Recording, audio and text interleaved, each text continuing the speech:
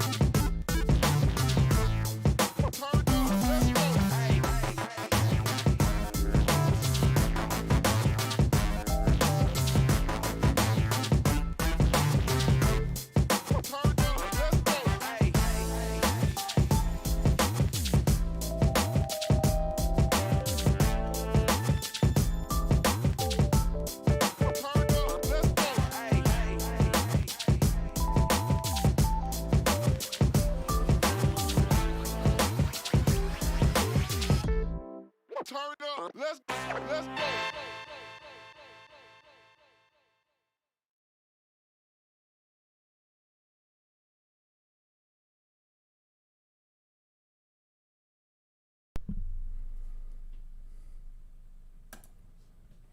All right, what's going on, Internet? Oh, man. What a cool motorcycle. So if you couldn't guess by the thumbnail, we're going to talk about the 2022 Harley-Davidson Sportster. Pretty exciting machine, man. I'm really digging what Harley-Davidson's doing with their new Revolution motor, the Pan America, minus the whole Road Glide front end. But Pan America and now this new Sportster. I know a lot of people kind of got their panties in a bunch about the whole fact that it's called a Sportster and it's not a Sportster, this, that, and the other. And I'm going to talk about that because I don't agree with that. I think that calling it a Sportster and keeping a Sportster lineup is very valid. Very valid indeed. If you've been around my channel, man, you know that I'm big into sport bikes and motocross. I own a GSX-R 600. Hey, what's up, Donna Main? How you doing, man? Good to see you. Thanks for dropping in. Oh, man, I'm doing well. Hope everything's good back east, man. Weather's been really crappy today. It's been raining. But that aside, we're doing this. We're doing this stream.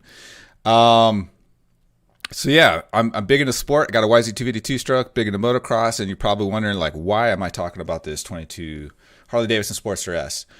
First and foremost, guys, I'm a motorcycle enthusiast. You know, it just occurred to me the other day, I'm turning 47 in about a month and a half, and I bought my first motorcycle, EX250 Ninja, when I was 17 years old, and goddamn, that's a long time. 30 years I have owned and ridden motorcycles nonstop. Not always street and dirt at the same time, but street for a long time, then dirt, and now for the last 5 years I've been doing street and dirt. But the thing is, I like motorcycles. I've always liked motorcycles. Not liked, love motorcycles. And you guys out there, you know what I'm talking about. It doesn't matter what bike you ride, man. If money and time and storage space wasn't an issue, dude, I would own not just this new Harley 22 Sportster S. I would own a V-Rod. I would own the new Indian Scout Bobber. I mean, I say new, but it's been around for a few years. I would own Suzuki Boulevard. I like all those bikes, man. I think they all look awesome. And this new Sportster is no exception. So yeah, dude, I like bikes, but if I can only own a couple of bikes, they're going to be crotch rockets until I can get all the crotch rockets I want. Then I'll pan out to the cruisers. We'll see. That Indian Scout Bobber is a sexy machine. I like it. Oh, man. So, and I would be lying if I said a part of it isn't, hey, I'm a YouTuber, and you got to talk about what's going on, man. Everybody's talking about the new Sportster. So, I'm going to talk about the new Sportster. I like it. I dig it. I think it's an awesome bike.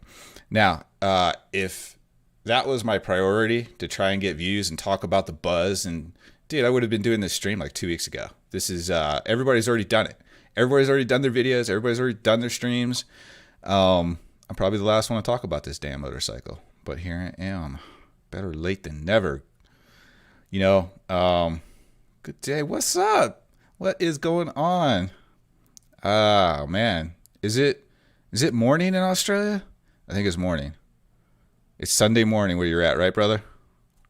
Pretty sure I got that right. Oh, man. So, this dang Harley Sportster is pretty badass. But before we get into this new Sportster, I want to talk about a little bit of history, okay?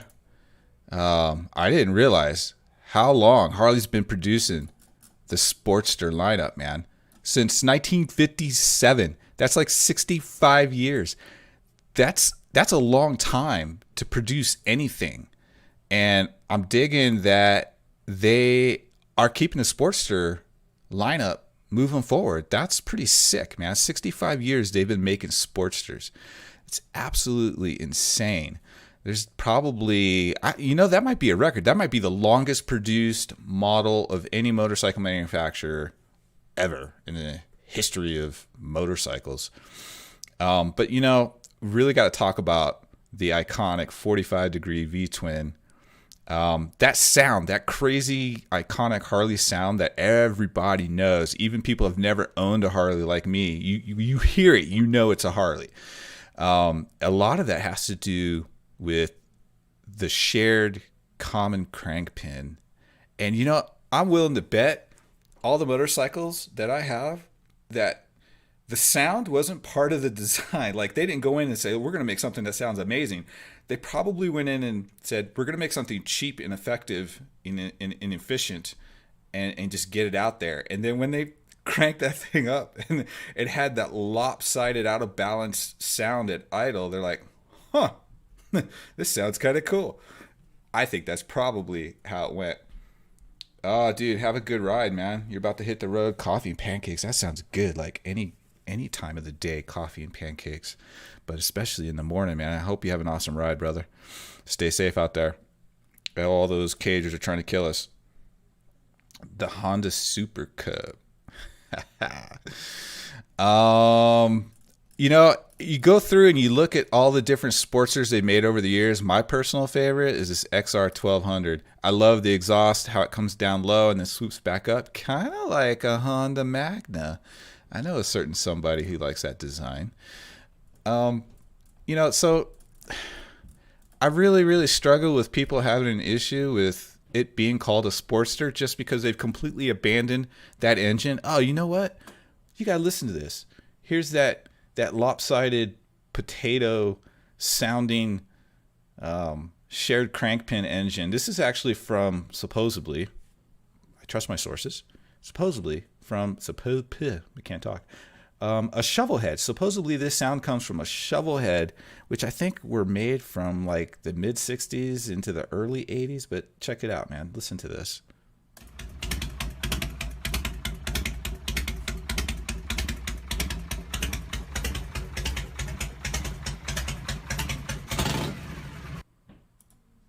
Dude, we gotta say that one more time.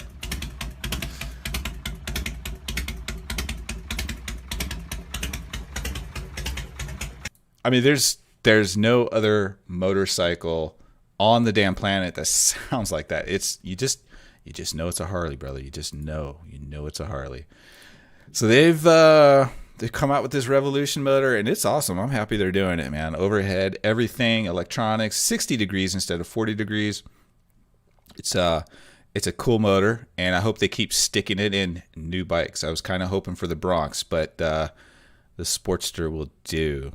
And I think the best description I've heard about this new Sportster is it's not necessarily a new chapter in the Harley-Davidson Sportster book. It's chapter 1 in a new book, and I think that's awesome because they haven't had this kind of revolution in the Sportster lineup really since its inception for the most part, right? It's had different type head motorcycles, shovel head, pan heads, all that kind of stuff. But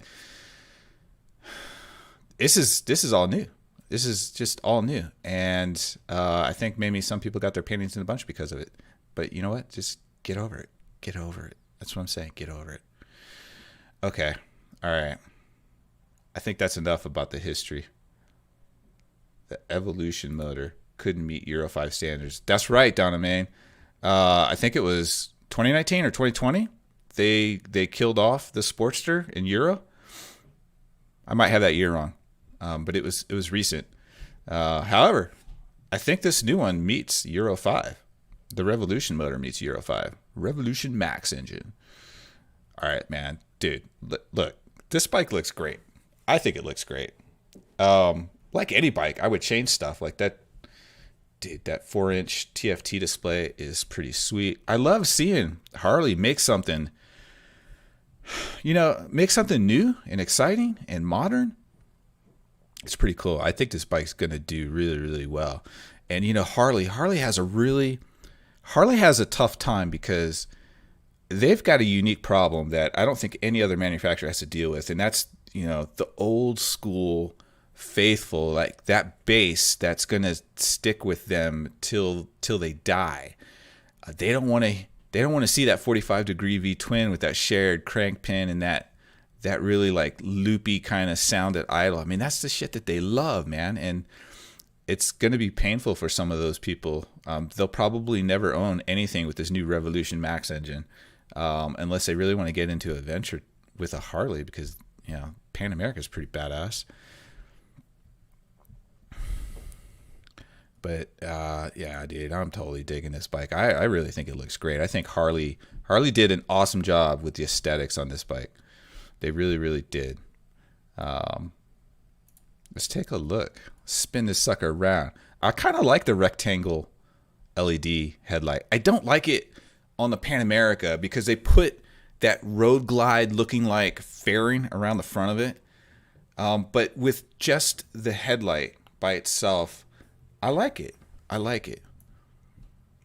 Dude, the bike looks bike looks solid. I'm not a huge fan of those like big fat sidewalls. I don't understand why that's such a fad.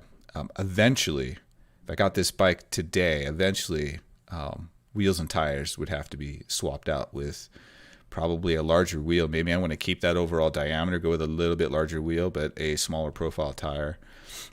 Same thing with the back. Definitely, people are going to be sticking something a lot wider, a lot fatter on the back of that bike. And that license plate holder, that thing's got to go.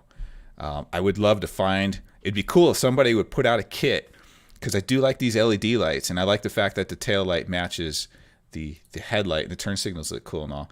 It does kind of look like a Fat Bob offspring. It does. It does, Donovan. I dig it.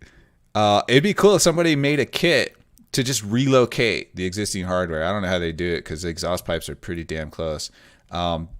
Which brings me to another thing. I'm not a huge fan of the exhaust. It's not bad, but I don't know. It kind of reminds me of their dirt track race bike, but I don't know. I'm not sure what I would do different with it. I just feel like I would do something different. Kind of like that what's that, the XR1200. Want the exhaust to kind of come down low and swoop back up, maybe. I'm not sure. I just know I would want to do something different with it. Different handlebars, maybe some drag bars. A lightweight bagger on the horizon? I don't know. I think it would be cool, but I don't know if Harley would do that. I don't know. I just don't know. I like the white. I like all the color options. Dude, that red is sick. What do they call that? Midnight Crimson. That looks great. And I like how they've kept the accents with the head covers and the case cover, and the color on the tank matches. That looks sick. There's not a bad color to choose from here. I mean, there's only 3, but they all look great. I dig it. Now I'm going to come back to this price. I'm going to jump down and look at the specs here in a second, but $15,000. Yeah, I'll tell you why I'm kind of like sketchy on that. I think Harley could have priced that a little bit lower, and this bike would have killed. But we'll see what happens. We will see what happens. Harley's website's pretty nice. I don't know who they outsourced that to. Maybe they didn't outsource it. Maybe they've got some internal resources, IT resources. But whoever made the website did a good job. It looks good. It flows. I kind of dig this little tail bag. One thing that's kind of a downer is there's no provisions for a passenger if you wanted to have a passenger. Like the Indian Scout Bobber, you can have a passenger on that bike. But it doesn't look like there's any provisions, and Harley had any intentions for you to be able to ride with a passenger. All right, so I don't have a lot of bad things to say about this bike. I mean, I like it. I like it a lot. I think it's gonna. I gotta think it's gonna sell like hotcakes. I wonder if Harley kept making the V-Rod. Like if they still had the V-Rod, would this bike still be a Sportster, or would this be an updated V-Rod? I don't know. So Harley always seems to find a way to do at least one thing that kind of makes me scratch my head. Like, why? Why did you do that? Like, this is a great looking motorcycle. The Pan America is a great motorcycle. Everybody that test rides is like, this is awesome. Why did they put that Road Glide front end fairing on the front of the Pan America? I don't know. That was my head scratcher on the Pan America. Looking at these specs, 94 foot-pounds of torque, 121 horsepower. Those are great numbers. Like that bike's going to get up and move. All right, it's going to get up and move. 90 foot-pounds of torque. That bike's not going to be slow. I'll just say that. But here's the thing. Let's come back down here.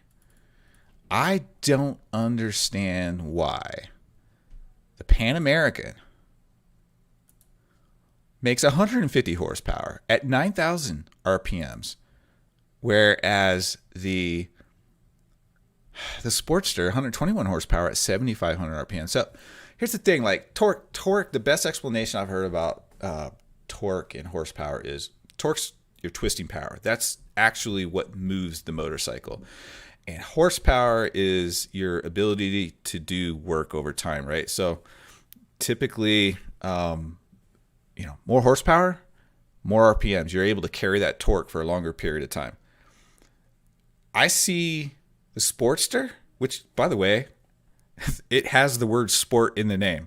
I would expect these numbers to be the opposite. Like, why do I need, 3,000 more RPMs, 30 more horsepower in an adventure touring motorcycle? I would swap this. I want the higher revving, more horsepower in a Sportster. I'm really scratching my head at those numbers. I don't understand why Harley did it that way. And, when they were rumored to release the Bronx, and then eventually, obviously, they put that in a trash can. Maybe they'll come out with it later. I don't know. I want to say they did the same thing. The Bronx had these kind of numbers, but the Pan America with 150 horsepower all the way up to 9,000 RPMs, I don't get it. I mean, the good thing is they both have the same amount of torque. And that, again, torque is that twisting power. That's actually what's going to move the bike. The lower horsepower, lower RPMs means you're going to have to shift sooner. I mean, like, what are you going to do? Like, you pull up to a stoplight with your Sportster and some dude on a Pan America comes next to you. If the guy at a Pan America knows how to work his clutch and knows how to ride his bike, and does he even have to do that with all the new electronics? I don't know. You would lose. The Pan America would beat you. And, you want to say, okay, well, the Pan America is an adventure touring bike. It's heavier. Okay. It is heavier. It's heavier by 32 pounds. Let's go look at the numbers. 502 pounds wet in running order, right? So oil, coolant, all your fluids, full tank of gas. Pan America, where are you at, Pan America? 534. You're talking a difference of 32 pounds, but a difference of 30 horsepower. The Pan America, for its weight, has a whole horsepower per pound of weight that it weighs more than the Sportster. Dude, that's a lot. 1 horsepower per pound of weight, that's a lot. That is a lot. I love the fact it's got a 5.6 gallon gas tank. I can appreciate that after some of the long rides I've gone on. So that's my head scratcher. I really like this bike. 3.1 gallons on the tank is not bad. My ZX-10R has a 4.5 gallon tank. So, I mean, you're not going to be going on really long rides with this bike, but that's probably not what most people who are going to buy this bike are going to do with it. They're probably not going to go on really long rides. I love the fact that they've got a TFT display. They got Bluetooth connectivity, moving maps navigation. They've got all kinds of electronics on it. Cruise control. Yes. I never thought I would be a huge fan of cruise control on a motorcycle, but you go for hours and hours and hours, multi-day trips. You will love cruise control. It's the cat's meow, brother. It's lovely. I don't ever want to have another bike without cruise control. At least a bike that I intend to take on long rides, multi-day trips. It better have cruise control. I'm a fan. Oh man. I don't know, guys. I think this bike's gonna sell really, really well. I bet you this bike will sell better than the Pan America, but we'll see. I'll have to come back in 6 months and see where things are at. COVID's changed everything, brother. We are supposed to be in lockdown. I won't tell anybody. You're going for a ride in lockdown. It'd be funny if this stream blew up.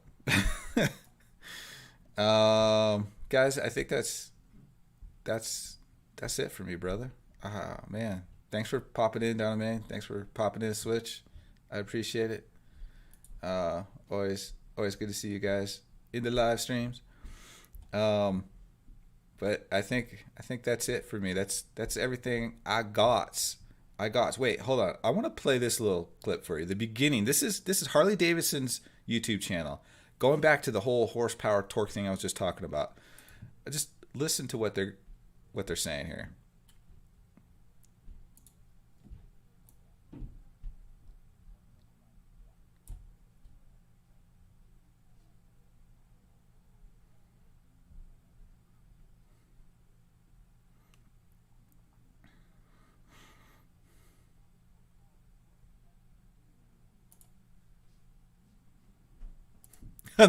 Unlimited.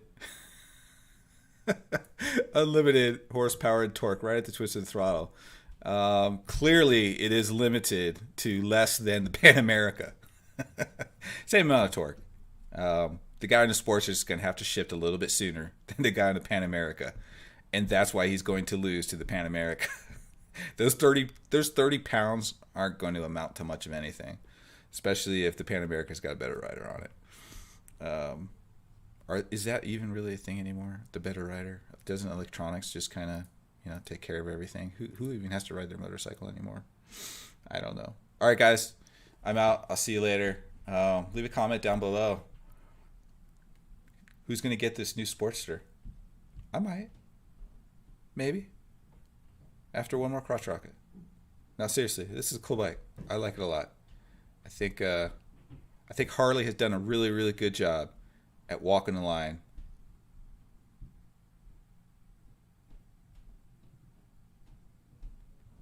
All right, guys. Good night. See you later.